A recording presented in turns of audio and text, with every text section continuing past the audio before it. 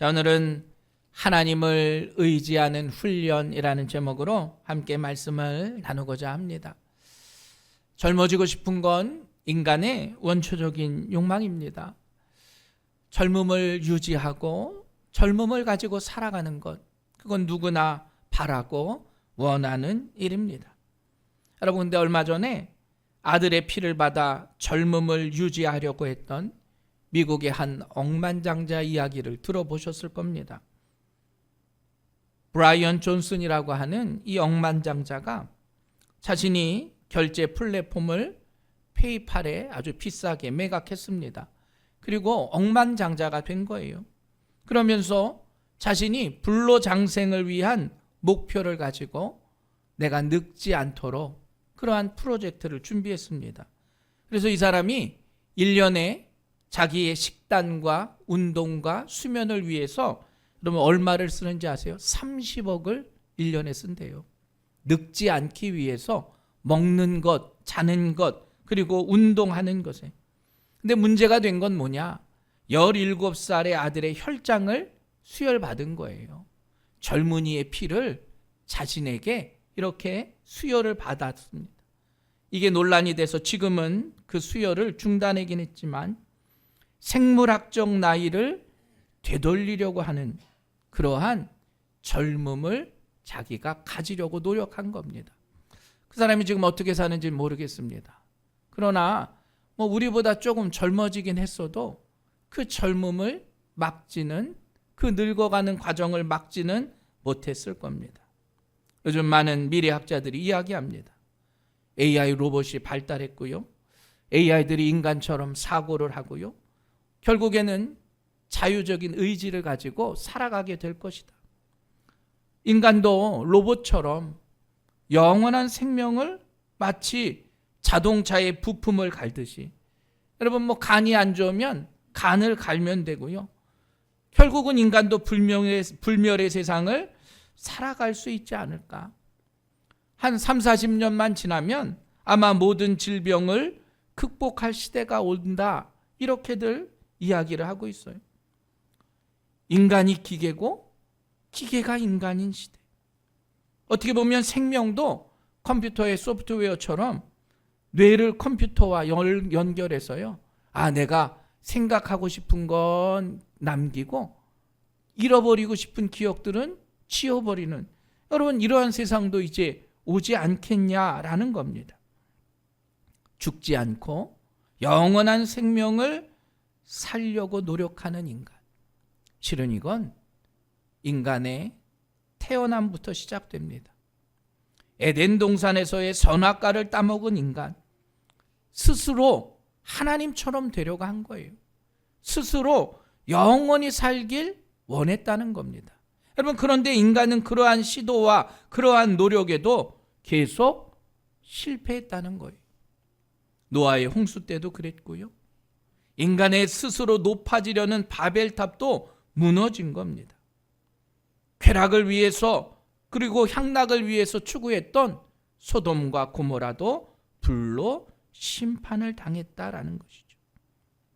끊임없이 영원한 생명을 향해 나아가지만 하나님 없이는 결코 영원할 수 없다는 사실을 우리 모두가 기억해야 합니다. 아무리 과학이 발달해도요, 그것이 우리에게 영원한 걸 허락할 수는 없다는 거예요. 물질이 아무리 많아도 그것이 우리에게 진정한 행복을 줄 수는 없다는 것이죠. 여러분 한번 생각해 보십시오. 지축이 한번 흔들려 지진이 나면 한순간에 무너져요. 인간의 과학을 뛰어넘는 많은 것은 하나님을 부정하며 하나님께 도전하지만 결국은 모든 것은 무너져 버렸다는 겁니다. 지금까지 발견된 별 중에 가장 큰 별이 뭔지 아십니까? 스티븐스 2-18이라는 별이에요. 제가 챗 GPT를 통해서 찾아봤습니다. 가장 큰 발견된 별이 무엇일까? 지구에서 18,900광년 떨어진 거예요. 그 별이 얼마나 크냐면 태양의 반지름의 2150배랍니다. 그러니까 지금 여러분들이 생각할 때 비행기로 지구를 한 바퀴 돌려면 한 이틀이 걸려요. 48시간. 그러니까 비행기 한 900km, 시간당 900km를 날아다니는 비행기로 지구를 돌려면 이틀이 걸립니다. 그런데 여러분, 이 가장 큰 별을 비행기로 돌면 얼마나 걸리는지 아십니까? 119년이 걸린대요. 인간의 상상으로는 도저히 돌 수 없습니다. 그런데 여러분, 그 별이라고 하는 건 결국 사라져버리는 존재라는 거예요. 우리의 눈으로 보여지고 우리의 현상을 가지고 저 큰 별을 보지만 그것 또한 사라져 버릴 별이라는 것이죠. 인간이 시간과 공간을 아무리 우리의 생각과 과학으로 우리의 것으로 만들려고 해도 인간의 능력은 영원한 하나님의 사랑을 이길 수가 없다는 겁니다. 여러분, 그래서 우리는 늘 겸손해야 합니다. 작은 씨앗 하나가 땅에 떨어져 열매를 맺는 것, 아직도 우리는 작은 씨앗 하나도 만들 수 없어요. 많은 사람들은 자신이 모든 걸 할 수 있다 말하지만 하나님을 의지하지 않은, 하나님을 따르지 않는 우리의 욕심과 우리의 모습은 결코 하나님께 나아갈 수 없다는 겁니다. 오늘도 믿음 안의 성도들은 겸손한 마음을 가지고 하나님께 영광을 올려드릴 수 있는 우리 새생명교회 성도들 되시길 간절히 축원합니다. 하나님은 교만한 자를 물리치시고 멀리하신다 말씀하셨어요. 그리고 그 마지막의 날, 여호와의 날에 심판의 날이 있음을 우리에게 전해줍니다. 교만은 패망의 선봉이요 거만한 마음은 넘어짐의 앞잡이로다. 인간의 교만한 마음이 실은 죄를 짓게 하는 거예요. 우리의 교만한 마음이 하나님과 멀어지게 했다라는 겁니다. 내 안의 교만함은 하나님 앞에서 나를 속이고요, 내 안의 교만함 때문에 나를 숭배하게 됐다는 거예요. 또 교만함은 다른 사람을 멸시합니다. 하나님을 의지하지 못하게 했다라는 거예요. 사는 여러분, 교만하면 인간이 결코 하나님을 의지하지 않음을 기억하시고, 때로는 우리 앞에 어려움과 고통이 있다는 것, 그것을 통해서 하나님을 의지할 수 있는 담대한 믿음을 우리에게 허락한다는 사실을 기억하시길 주님의 이름으로 간절히 축원합니다. 내가 연약함을 알 때 하나님 의지할 수 있는 거예요. 우리에게 죽음이 있기 때문에요. 우리 안에 눈물이 있기 때문에, 우리 안에 질병이 있고 고통이 있기 때문에 내 마음대로 되지 않는다는 걸 깨닫는 겁니다. 그래서 하나님을 의지하는 거예요. 그리고 놀라운 건 하나님은 믿음의 성도들을 사용하실 때 우리를 훈련시키십니다. 그냥 사용하지 않으세요. 때로는 기도를 통해서, 말씀을 통해서, 우리의 섬김을 통해서, 우리가 가정 안에서 우리의 자녀들을 통해서 수많은 문제와 훈련의 거리들이 있습니다. 내가 그걸 가지고 순종해야 하죠. 봉사할 수 있고 찬양할 수 있고, 때로는 전적으로 하나님만 의지할 수 있는 믿음을 얻게 된다는 사실을 여러분 기억하시며, 수많은 믿음의 성도들은 그러한 믿음의 훈련의 과정이 있었음을 기억하십시오. 여러분, 모세가 왕자였잖아요. 그런데 자신의 그 모든 것을 다 내어버리고 광야의 40년의 고난의 훈련을 받게 되었다라는 거예요. 요셉도 마찬가지예요. 형제들에게 배신당했던 그 억울하게 감옥에도 가잖아요. 그런데 하나님 의지하는 훈련의 과정이 있었다는 겁니다. 하나님은 늘 자신의 자녀들을 훈련시키셔요. 어떤 훈련이에요? 나를 죽이는 훈련. 고난의 훈련이 우리에게 필요하다는 것이에요. 여러분, 왜 하나님은 그런 고난의 훈련을 우리에게 허락하실까? 자, 오늘 본문의 말씀은 다윗의 고백입니다. 다윗은 하나님께 영광을 돌려드린 사람이에요.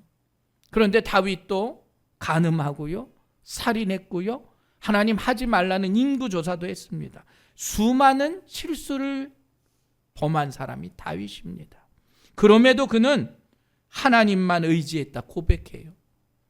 여러분, 죄인이지만 살인을 저질렀는데도 나는 하나님을 의지했다 고백하고 있다는 겁니다.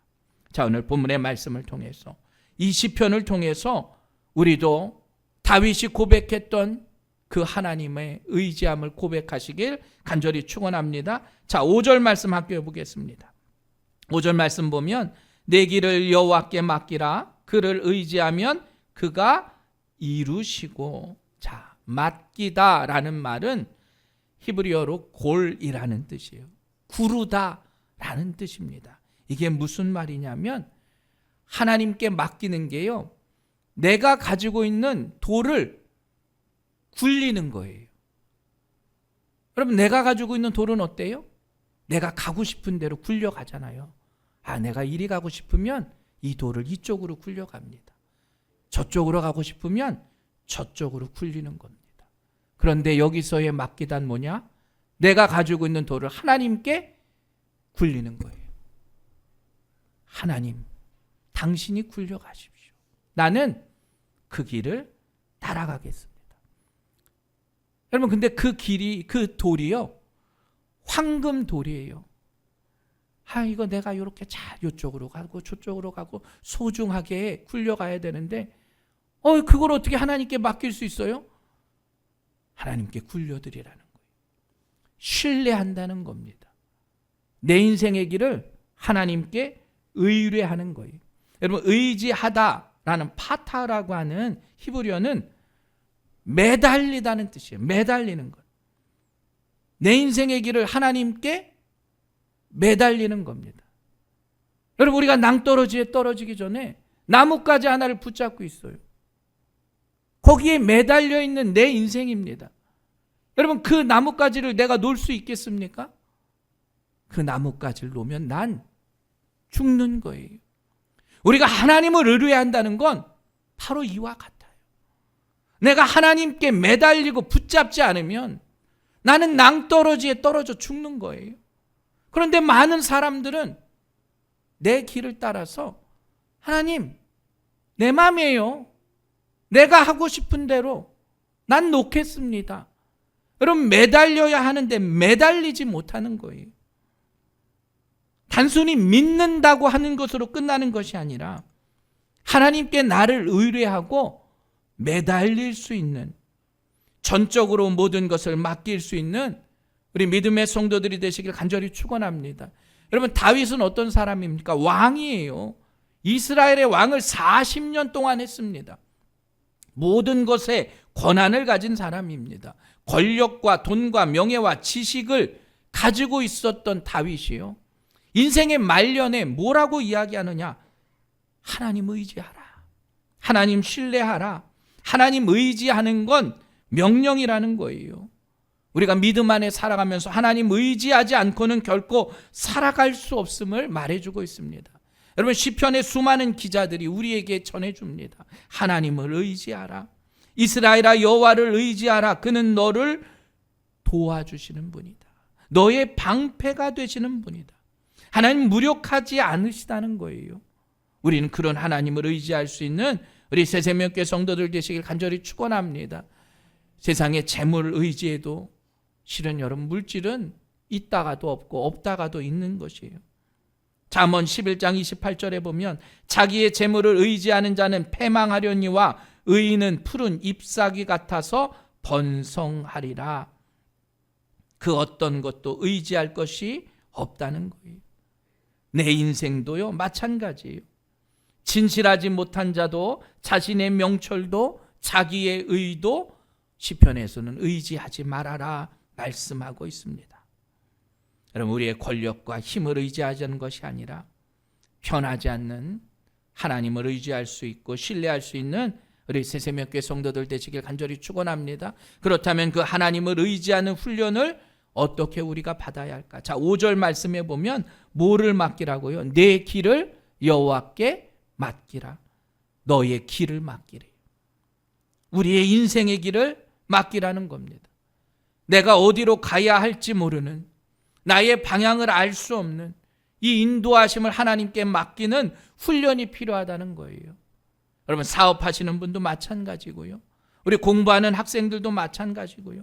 직장에서나 우리의 취업의 길이나 때로는 우리의 생각과 우리의 감정까지도요. 우리의 관계의 모습까지도 하나님께 맡길 수 있게 되길 간절히 축원합니다. 분명히 우리에게는 선택이 중요합니다. 우리의 결정이 필요할 때가 있어요. 여러분, 결혼을 하는데 그냥 감정 가지고 할 수 있는 게 아니잖아요. 내가 어떠한 직장을 얻으려고 하는데 그냥 직장 따라서 무조건 결정하는 게 아니잖아요. 하나님께 맡기고 기도하고 의지하고 그리고 결정하는 거예요. 어디까지 의지하느냐? 그게 바로 신앙의 척도라는 겁니다. 오늘 다윗이 바로 그거예요. 인생의 말년에 기록한 겁니다. 그러면서 자신이 세상을 겪어보니까 세상은 그렇게 쉽지가 않은 거예요. 여러분, 시편 37편 35절 말씀 봅니다. 35절에 보면 내가 악인의 큰 세력을 본즉 그 본래의 땅에 서 있는 나무잎이 무성함 같으나. 여러분, 악인들의 그 풍성함이요 아주 무성하다는 거예요. 악인들이 세력을 키워서 본토에 심은 나무처럼 번창했다는 겁니다. 32절 말씀 봅니다. 악인이 의인을 엿보아 살해할 기회를 찾으나. 악한 사람이요 의로운 자들을 노려보려고 죽일 기회를 엿보고 있어요. 12절 말씀 봅니다. 악인이 의인 치기를 꾀하고 그를 향하여 그의 일을 가는도다. 악인들이여 일을 갈면서 의인을 어떻게 해치려할까 힘써 짜내고 있는 겁니다. 다윗의 인생이 그랬다는 거예요. 여러분, 사랑하는 사람이요 나를 해하려고 한다는 거예요. 누가 있어요? 다윗의 자식이 그랬어요. 다윗의 장인이 그랬어요. 수많은 신하들이 다윗을 죽이려고 따라다녔습니다. 어떻게 보면 나와 함께 있던 사람들이 악인이에요. 그들이 잘되고 나를 해하려고 하고 있는 겁니다. 의인이 잘되고 악인이 실현당해야 되는데 의로운 사람들은 힘들고요. 악한 사람이 잘되는 모습이 된 거예요. 여러분, 어떻습니까? 우리의 믿음의 길이 이와 같습니까? 여러분, 신앙생활하는 게 때로는 손해보는 것 같고 때로는 너무나 억울하고요. 때로는 내가 이것 때문에 고통의 길을 걷고 있냐라는 거예요. 내가 믿음 안에 잘 사는데, 내가 믿음을 잘 지키고 지금까지 나와왔는데 난 왜 이렇게 힘들고 어려운 일을, 손해보는 일을 보이는 것 같은 거예요. 인생의 길은 때로는 다윗의 고백과 너무나 닮아 있습니다. 내가 믿음 안에 살아가는데, 내가 신앙을 잘 지키고 나아갔는데 하나님의 정의는 어디 있고 왜 나는 이러한 아픔을 겪고 있는가? 그런데 다윗은 고백합니다. 그래도 하나님께 맡기고 의지해라. 우리의 인생길뿐만 아니라 하나님의 사람은 주님께 무엇이나 맡길 수 있는 그러한 믿음의 사람들임을 기억하시길 바랍니다. 그래서 시편 55편 22절에 보면 내 짐을 여호와께 맡기라. 그가 너를 붙드시고 의인의 요동함을 영원히 허락하지 아니하시리로다. 무거운 짐을 맡기라는 거예요. 여러분, 인생에 무거운 짐이 얼마나 많습니까? 내가 그걸 짊어지고 갈 필요가 없는데 우리는 그 짐을 굳이 짊어지고 가고 있다는 거예요. 아까 의뢰한다는 뭐예요? 내 돌을 굴려드리면 돼요. 하나님께 맡기면 되는 겁니다. 그런데 많은 사람들은 그 인생의 짐을 내가 지고 가려고 하고 있다는 겁니다. 예수님도 말씀하셨잖아요. 수고하고 무거운 짐진 자들아 다 내게로 오라. 우리는 다 수고하고 무거운 짐을 지고 자는 자들입니다. 어떻게 해요? 주님께 맡길 수 있는 우리 새생명교회 성도들 되시길 간절히 축원합니다. 때로는 가난의 짐도 있고요. 자녀들을 위한 짐도 있고요. 우리 가정의 짐도 있고요. 내 안에 질병의 짐도 있어요. 어떻게 해요? 주님께 나와 맡길 수 있는 믿음의 성도들이 되시길 간절히 축원합니다. 또 우리는 무엇을 맡겨야 할까? 잠언 16장 3절 보면 너의 행사를 여호와께 맡기라. 우리의 계획함까지도 맡기시라는 거예요. 우리의 걸음을 정하시고요. 그것을 통해서 기뻐하시는 하나님께 우리의 계획을 맡기시길 간절히 축원합니다. 여러분, 계획이라고 하는 건 물론 우리의 이성적이고 또 우리의 판단을 가지고 잘해야 해요. 아이들의 인생의 계획도 부모님들이 도와주셔야 합니다. 그런데 여러분, 그것으로 그쳐서는 안 돼요. 그것을 뛰어넘는 하나님의 계획하심을 우리의 마음 깊이 새기며 모든 것을 맡길 수 있는 여러분들 되시길 간절히 축원합니다. 우리의 계획을 맡기는 거예요. 또 여러분, 염려하지 마세요. 염려한다고 이루어진다면 모든 사람이 다 염려하고 끝나겠죠.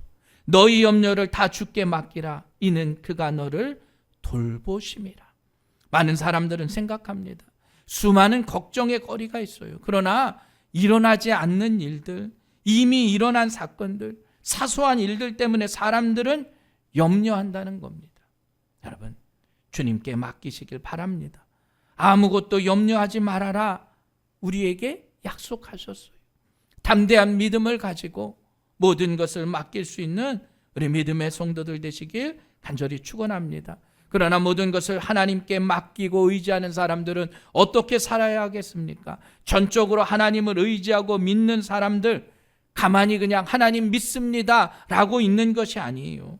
하나님 의지하고 나아가는 사람들은, 자, 1절 말씀 봅니다. 시편 37편 1절, 우리 다 같이 한번 읽어보도록 합니다. 시작. 악을 행하는 자들 때문에 불평하지 말며 불의를 행하는 자들을 시기하지 말지어다.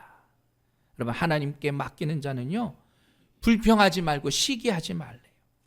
악인들이 잘 되는 거 보고 불평할 필요도 없고요, 분한 마음 가질 필요도 없다는 겁니다. 그들 시기하지 말래요. 왜 그럴까? 2절 말씀 봅니다. 그들은 풀과 같이 속히 배임을 당할 것이며 푸른 채소같이 쇠잔할 것이미로다. 잘 되는 게 오래 갈 수 없어요. 결국은 시들어 버린다는 거예요.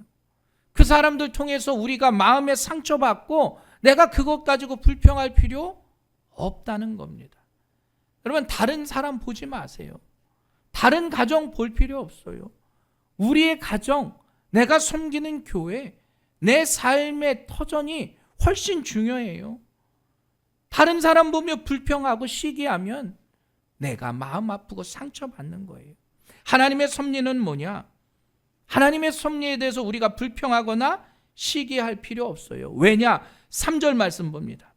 여호와를 의뢰하고 선을 행하라. 땅에 머무는 동안 그의 성실을 먹을 거리로 삼을지어다. 하나님을 의뢰하고 선을 행하는 사람은 책임져 주시는 거예요. 하나님이 너의 그 성실하심을 통해서 우리가 살아갈 수 있도록 이끌어 주세요. 27절에 보면 악에서 떠나 선을 행하라. 그리하면 영원히 살리라.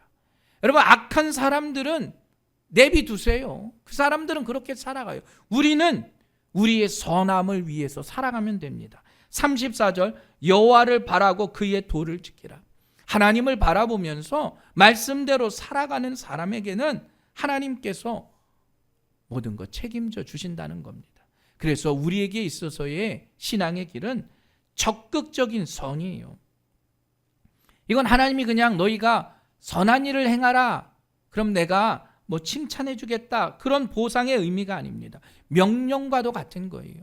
하나님의 그 사랑과 은혜를 통해서 여러분, 우리가 믿음 안에서 적극적으로 선한 일을 행하며 살아갈 수 있는 여러분들 되시길 간절히 축원합니다. 여러분, 그게 수준 높은 믿음의 길입니다. 우리가 누군가에게 예수 그리스도의 사랑을 온전히 전하는 것. 그러면 그것으로 인해서 내가 기뻐할 수 있어요. 자, 4절 봅니다. 또 여호와를 기뻐하라. 그가 내 마음의 소원을 내게 이루어 주시리로다. 그렇게 하는 사람에게 마음속에는 기쁨이 넘친다는 겁니다. 만족할 수 있다는 거예요. 내 삶의 모습으로 내가 내 시야를 고정해서는 안 됩니다. 하나님이 바라보시는 하나님의 그 눈길을 통해서 내가 기뻐할 수 있어야 하는 거예요. 여호와로 인하여 기뻐하는 것이 우리에게 힘이 된다는 사실을 여러분 모두가 깨달으시길 간절히 축원합니다. 내가 하나님으로 인해서 기뻐하면 어떻게 해요? 내 마음의 소원을 이루어 주신다는 거예요. 세상의 기쁨이 아니라 하나님으로 인한 기쁨이 내 마음 가운데 임해져야 된다는 사실을 여러분 모두가 기억하시길 간절히 축원합니다.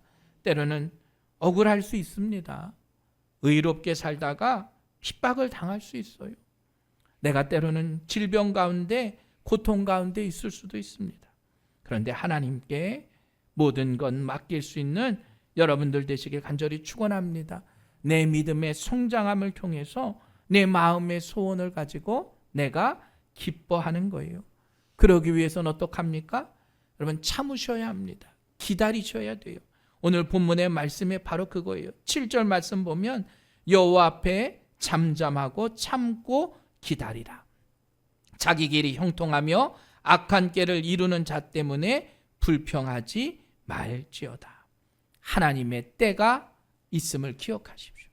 우리에게는 그 하나님의 때가 있기에 인내하며 기다리는 거예요. 실은 믿음은 기다림으로부터 시작하는 겁니다. 하나님의 종들은 하나님의 때를 기다린 겁니다. 그런데 놀랍게도 하나님은 적절한 타이밍을 알고 계세요. 그 적절한 타이밍에 해결되는 역사가 나타나는 거예요. 여러분, 세속의 모습 가지고 맹목적으로 따라가지 마십시오. 세상 사람들 보면서 좋다고 따라갈 필요 없어요. 성급하게 따라갈 필요도 없습니다. 그들이 잘했다고 좋아할 필요도 없고요. 그것 때문에 불평할 필요도 없다는 겁니다. 원망도 하지 말라는 겁니다. 왜냐? 하나님은 사랑하는 자들을 통해서 하나님의 놀라운 은혜를 보여주시고 허락하세요. 모든 것이 합력하여 선을 이루느니라. 가장 좋은 것을 마련하시고 가장 좋은 것으로 인도하시고 가장 좋은 것을 통해서 우리에게 역사하시는 그 하나님의 은혜를 여러분 모두가 깨달으시길 간절히 축원합니다. 요셉은 그걸 알고 있었어요. 다윗도 그걸 알고 있었습니다. 그러니까 참은 거예요. 인생의 모순, 여러분 얼마나 고민되겠습니까? 의로운 사람이 잘 돼야 되는데요. 악한 사람들이 더 잘 되는 거예요. 하나님의 때를 기다릴 수 있는 복된 성도들 되시길 주님의 이름으로 간절히 축원합니다. 그 모든 것들을 맡길 때 5절 다시 봅니다. 그가 이루시고 주님이 모든 것을 이루어 주세요. 6절 보니까 내 의의를 빛같이 나타내시며 내 공의를 정오의 빛같이 하시리로다. 너희들을 빛처럼 빛나게 해주시겠다는 거예요.